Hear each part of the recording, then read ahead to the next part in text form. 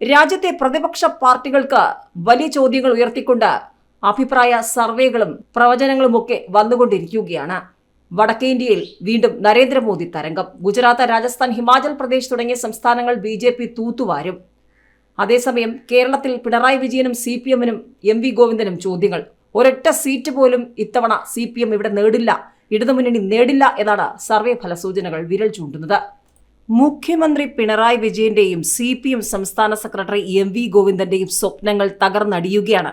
കഴിഞ്ഞ ലോക്സഭാ തെരഞ്ഞെടുപ്പിൽ ഒരു തരി കനലെങ്കിലും അവശേഷിച്ചു. ഇത്തവണ അതും കൂടി കാണുമോ എന്നുള്ള സംശയങ്ങളാണ് ഇപ്പോൾ പുറത്തു വന്നുകൊണ്ടിരിക്കുന്നത്. സർവേ ഫലസൂചനകൾ വിരൽ ചൂണ്ടുന്നത് കേരളത്തിൽ UDF തൂത്തുവാരുമെന്നാണ്. ഏതായാലും കേരളത്തിൽ UDF തരംഗം തന്നെയായിരിക്കുമെന്നാണ് സി വോട്ടർ അഭിപ്രായ സർവേ. ലോക്സഭാ തെരഞ്ഞെടുപ്പിൽ കേരളത്തിൽ UDF തൂത്തുവാരുമെന്ന ABP news C voter അഭിപ്രായ സർവേ. LDF-ഉം NDA-യും ഒരു സീറ്റിൽ പോലും വിജയിക്കില്ലെന്നാണ് സർവേ പറയുന്നത്. രാഹുൽ ഗാന്ധി വയനാട് ഇത്തവണയും മത്സരിക്കുന്നു.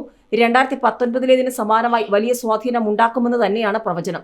കോൺഗ്രസ് നേതൃത്വം നൽകുന്ന UDF 44.5% വോട്ടുകളോടെ 20 സീറ്റുകളിലും ജയിക്കും. 31.4% വോട്ട് വിഹിതം നേടുന്ന ഇടതുപക്ഷത്തിനോ 19.8% വോട്ട് വിഹിതം നേടുന്ന BJP മുന്നണിക്കോ ഒരു സീറ്റിലും ജയിക്കാനാവില്ലെന്നും സർവേ പറയുകയാണ്. മറ്റു പാർട്ടികൾ 4.3% വോട്ടുകൾ പിടിക്കുമെന്നും റിപ്പോർട്ടുകളുണ്ട്.